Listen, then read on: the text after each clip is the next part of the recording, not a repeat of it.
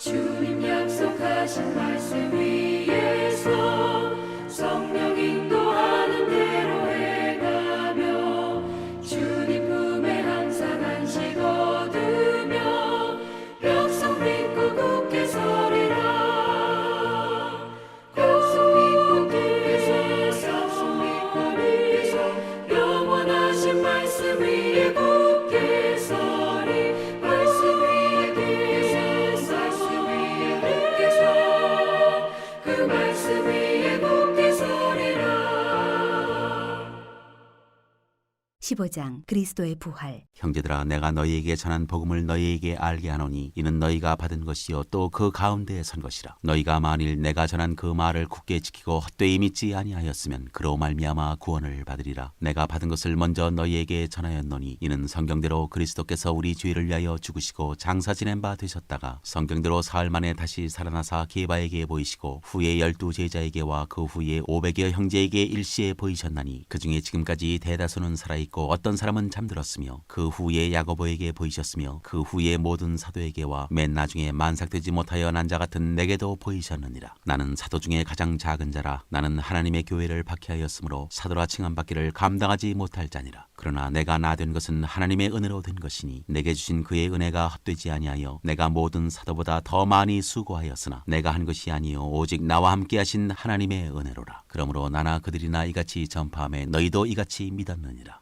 죽은 사람의 부활. 그리스도께서 죽은 자 가운데서 다시 살아나셨다 전파되었거늘 너희 중에서 어떤 사람들은 어찌하여 죽은 자 가운데서 부활이 없다 하느냐. 만일 죽은 자의 부활이 없으면 그리스도도 다시 살아나지 못하셨으리라. 그리스도께서 만일 다시 살아나지 못하셨으면 우리가 전파하는 것도 헛것이요 또 너희 믿음도 헛것이며 또 우리가 하나님의 거짓 증인으로 발견되리니 우리가 하나님이 그리스도를 다시 살리셨다고 증언하였습니다. 만일 죽은 자가 다시 살아나는 일이 없으면 하나님이 그리스도를 다시 살리지 아니하셨으리라. 만일 죽은 자가 다시 살아나는 일이 없으면 그리스도도 다시 살아나신 일이 없었을 터이요 그리스도께서 다시 살아나신 일이 없으면 너희의 믿음도 헛되고 너희가 여전히 죄 가운데 있을 것이요 또한 그리스도 안에서 잠자는 자도 망하였으리니 만일 그리스도 안에서 우리가 바라는 것이 다만 이 세상의 삶뿐이면 모든 사람 가운데 우리가 더욱 불쌍한 자이리라. 그러나 이제 그리스도께서 죽은 자 가운데서 다시 살아나사 잠자는 자들의 첫 열매가 되셨도다. 사망이 한 사람으로 말미암았으니 죽은 자의 부활도 한 사람으로 말미암는도다. 아담 안에서 모든 사람이 죽은 것 같이 그리스도 안에서 모든 사람이 삶을 얻으리라. 그러나 각각 자기 차례대로 드리니 먼저는 첫 열매인 그리스도요 다음에는 그가 강림하실 때에 그리스도에게 속한 자요 그 후에는 마지막이니 그가 모든 통치와 모든 권세와 능력을 멸하시고 나라를 아버지 하나님께 바칠 때라. 그가 모든 원수를 그 발 아래에 둘 때까지 반드시 왕 노릇하시리니 맨 나중에 멸망받을 원수는 사망이니라. 만물을 그의 발 아래에 두셨다 하셨으니 만물을 아래에 둔다 말씀하실 때 만물을 그의 아래에 두시니가 그 중에 들지 아니한 것이 분명하도다. 만물을 그에게 복종하게 하실 때에는 아들 자신도 그때 만물을 자기에게 복종하게 하신 이에게 복종하게 되리니 이는 하나님이 만유의 주로서 만유 안에 계시려 하심이라. 만일 죽은 자들이 도무지 다시 살아나지 못하면 죽은 자들을 위하여 세례를 받는 자들이 무엇을 하겠느냐. 어찌하여 그들을 위하여 세례를 받느냐. 또 어찌하여 우리가 언제나 위험을 무릅쓰리요. 형제들아, 내가 그리스도 예수 우리 주 안에서 가진 바 너희에 대한 나의 자랑을 두고 단언하노니 나는 날마다 죽노라. 내가 사람의 방법으로 에베소에서 맹수와 더불어 싸웠다면 내게 무슨 유익이 있으리요. 죽은 자가 다시 살아나지 못한다면 내일 죽을 터이니 먹고 마시자 하리라. 섞지 말라. 악한 동무들은 선한 행실을 더럽히나니 깨어 의를 행하고 죄를 짓지 말라. 하나님을 알지 못하는 자가 있기로 내가 너희를 부끄럽게 하기 위하여 말하노라.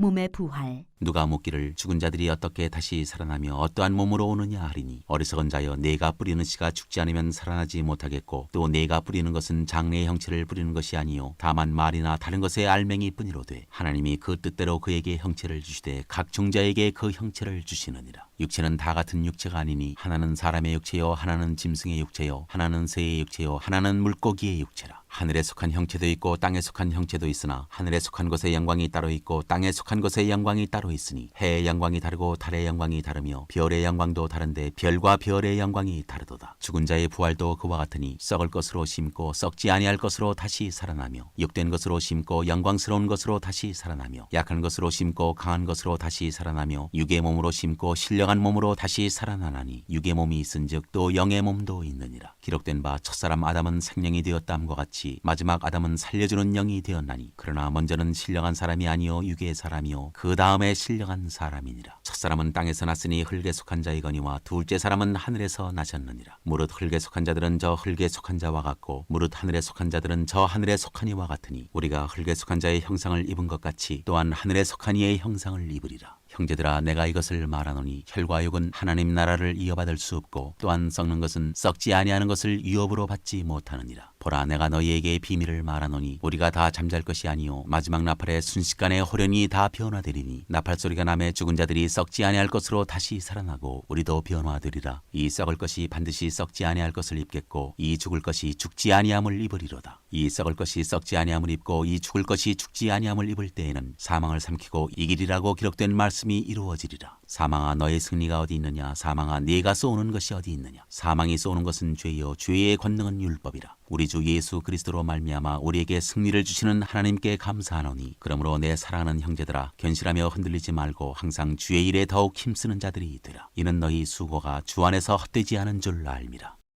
사람들은 이 세상을 살아가면서 죽겠다는 말을 참 많이 합니다. 아파 죽겠다, 또 배고파 죽겠다, 추워 죽겠다, 또 배불러 죽겠다, 미워 죽겠다 등등 참 죽겠다는 말을 참 많이 합니다. 그런데 이 죽겠다는 말은 문자 그대로 정말 죽고 싶다는 이야기가 아니라 그만큼 살기가 힘들다는 뜻입니다. 사실 말로는 죽겠다 죽겠다 하지만 사실은 살고 싶어 하는 것이 사람의 마음 아니겠습니까? 그러나 인생은 어떻습니까? 히브리서 9장 23절에 보면 한 번 죽는 것은 사람에게 정해진 것이요 그 후에는 심판이 있다라고 말씀하죠. 태어났으면 여러분 반드시 죽는 것이 우리의 정한 이치입니다. 사람들의 말처럼 정말 한 번 죽어야 하는 것이 우리들의 인생이죠. 그러나 우리 그리스도인들은요. 죽는 것으로만 우리가 끝나지 않습니다. 반드시 때가 되면 부활하게 됩니다.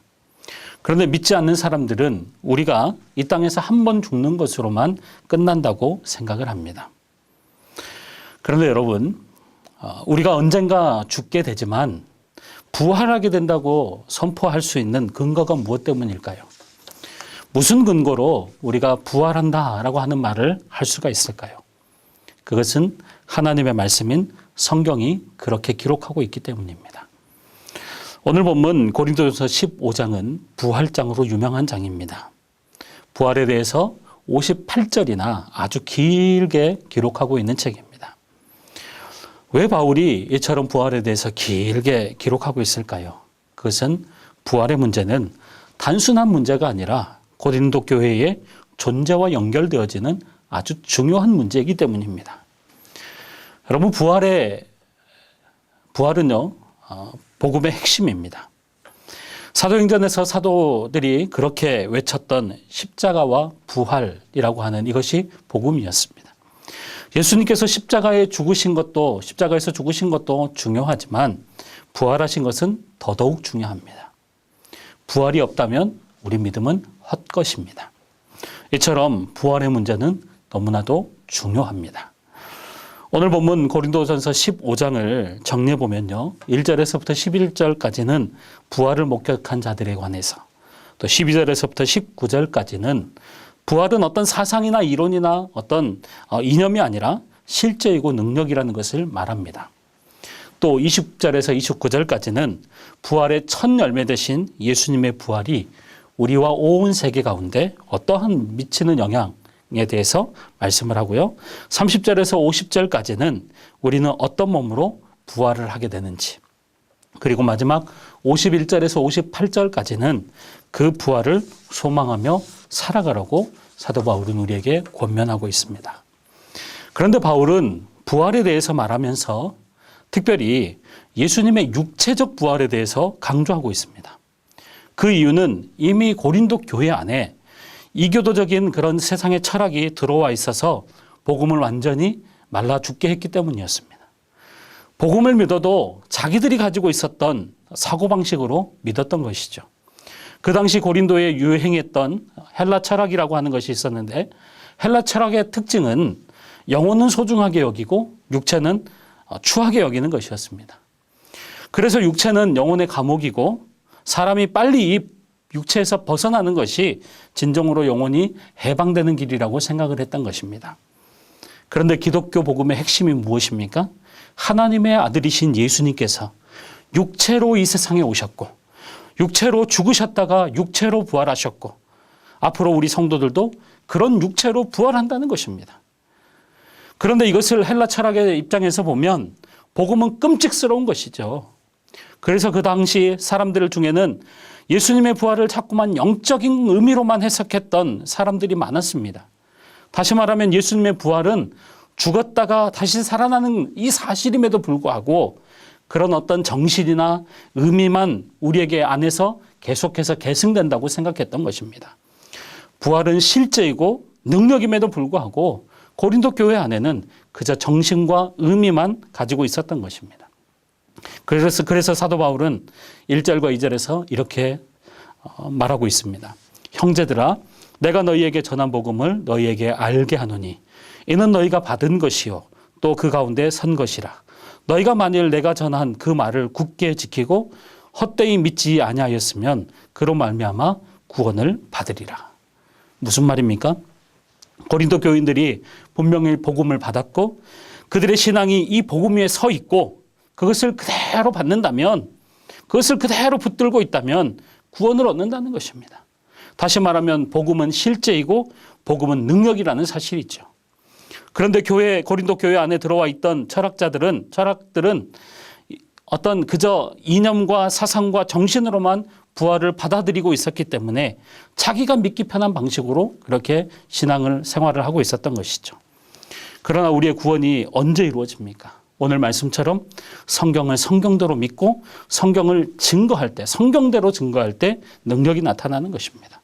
많은 지식들을 끌고 와서 자신의 주장을 증명할 때 그때가 바로 아니라 하나님께서 선지자들과 사도들에게 영감을 주셔서 기록하신 그 말씀, 성경 그대로 믿고 증거할 때 능력이 나타나고 구원이 나타나는 것입니다. 정말 예수 그리스도가 나의 죄 때문에 십자가에서 죽으시고 죽은 지 3일 만에 부활하셨다는 그 사실을 믿고 우리가 증거할 때 우리의 구원이 이루어지는 것이죠. 성경대로 믿고 증거하는 것이 여러분 능력입니다. 그래서 3절과 4절은 이렇게 말합니다. 내가 받은 것을 먼저 너희에게 전하노니 이는 성경대로 그리스도께서 우리를 죄를 위하여 죽으시고 장사 지낸 바 되셨다가 성경대로 사흘 만에 다시 살아나사. 이것이 여러분 고린도전서 15장에서 사도 바울이 궁극적으로 말하려고 하는 것입니다. 예수님의 부활은 어떤 이론이나 사상이나 정신이 아니라 바로 하나님의 말씀, 성경대로 살아나신 실제라는 것입니다. 그래서 우리의 신앙의 뿌리는 여러분 사실이고 말씀입니다. 나의 어떤 감정이나 나의 기분이 아닙니다. 어떤 지식이나 이론도 아닙니다. 예수님께서 나를 구원하시기 위해서 십자가에서 죽으셨다가 3일 만에 다시 부활하셨다는 이 사실을 믿는 것이 믿음이고 신앙인 것이죠. 이것이 바로 성경의 기록입니다. 그런데 오늘날 많은 사람들이 또 많은 설교가들이 성경이 아닌 어떤 철학이나 지식으로 가르치려고 합니다. 그러나 기억하십시오. 지식이 우리를 구원하지 못합니다. 철학이 우리를 구원하지 못합니다. 오직 하나님의 말씀인 성경만이 오늘도 우리를 구원에 이르게 하는 것입니다. 우리의 믿음의 원천은 하나님의 말씀 성경입니다. 하나님은 영감되어 기록된 하나님의 말씀, 이 성경대로 이 세상의 모든 일들을 이루시는 분이십니다. 그래서 우리가 늘 붙들어야 할 것이 있다면 하나님의 말씀, 즉 성경이에요. 그 말씀대로 이 세상의 모든 일들이 지금까지 되어져 왔고 또 지금도 되어져 가고 있고 앞으로도 되어질 것입니다. 성경대로 이 땅에 오신 예수님, 성경대로 십자가에서 죽으신 예수님, 성경대로 부활 승천하신 그 예수님은 이제 성경대로 이 땅의 심판자로 다시 오시게 될 것입니다. 이것은 어떤 이론이나 사상이 아닙니다. 실제이고 사실입니다. 성경대로 그대로 이루어졌고 이루어질 것입니다. 이것을 믿으시는 우리 모든 성도님들이 되시기를 바랍니다. 그래서 사도 바울은 이런 사실을 믿는 자들에게 이렇게 권면합니다. 57절과 58절 말씀입니다. 우리 주 예수 그리스도로 말미암아 우리에게 승리를 주시는 하나님께 감사하노니 그러므로 내 사랑하는 형제들아 견실하며 흔들리지 말고 항상 주의 일에 더욱 힘쓰는 자들이 되라.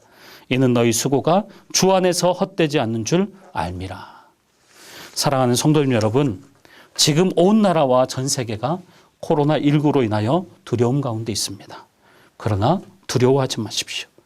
오늘 말씀처럼 오히려 감사하십시오. 왜냐하면 하나님께서 이미 우리에게 승리를 주셨기 때문입니다. 코로나19가 우리를 무너뜨리지 못할 것입니다. 코로나19가 우리를 넘어뜨리지 못할 것입니다.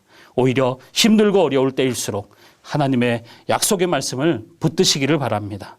성경에 수많은 우리를 지키시겠다고 하신 말씀들, 또 승리의 그 말씀들을 우리가 수없는 그런 말씀들을 들으시고 붙잡으시기를 바랍니다. 그래서 흔들리지 말고 항상 주의 일에 더욱 힘쓰는 자들이 되어서 영원한 승리, 부활의 영광을 바라보시는 우리 모든 성도님들이 되시기를 주의 이름으로 축원합니다. 기도하겠습니다. 하나님 아버지 감사합니다. 우리에게 변하지 않는 영원한 언약인 하나님의 약속의 말씀을 주셔서 이 힘든 때에 세상의 풍조에 흔들리지 않고 부활의 영광과 하나님의 영광을 바라보며 나아가게 하시니 감사를 드립니다. 힘들지만 하나님의 약속의 말씀을 묵상하며 그 말씀을 믿으며 흔들리지 않고 견고하게 승리하는 우리 모든 성도들이 되게 하여 주시옵소서. 특별히 코로나19 사태를 위해 기도합니다. 코로나19로 고통과 두려움 속에 하루하루를 보내고 있는 모든 국민들을 지켜주시고 나라와 민족을 위해 온 교회가 하나 되어 기도하게 하여 주시옵소서. 모든 교회의 사역과 성도들의 신앙생활이 위축되지 않게 하시고 주어진 상황 속에서 최선을 다하여 하나님께 영광 돌릴 수 있는 담대함을 허락하여 주시옵소서. 신천지를 비롯한 이단의 세력의 모략과 침투로부터 주님의 몸된 교회들을 안전하게 지켜주시고 이번 기회를 통해 선한 영혼들을 미혹하는 악한 이단 세력들의 실체가 드러나고 사라지게 하여 주시옵소서. 코로나19의 확산을 막기 위해 노력하고 있는 정부와 관계부처, 각 지자체와 의료 관계자들이 지치고 힘들어 쓰러지지 않도록 새 힘을 더하여 주시고 하나님께서 주시는 지혜와 능력으로 방역과 치료를 잘 감당하게 하여 주시옵소서. 특별히 어린이와 노약자 등 사회 취약계층과 또 소상공인들의 삶을 생명사계로 안전하게 지켜 주시옵소서. 감사드리며 예수님의 이름으로 기도하옵나이다. 아멘.